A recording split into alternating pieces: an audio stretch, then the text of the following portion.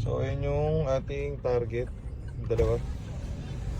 Tingnan natin Mirage nila. Diba, syempre meron tayong Mirage na hatchback. Manual nga lang, pero pwede na rin.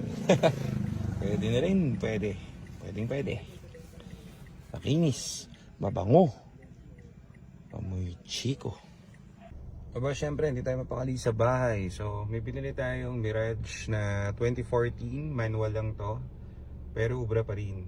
So, second owner na to sila, sir. Pero, galing to dun sa company niya na pinagtatrabahuhan. Tapos, siya ang bumili kasi siya rin naman ang may gamit. So, under company name, pero naka-close naman sa kanya. So, all IDs and secretary certificate complete.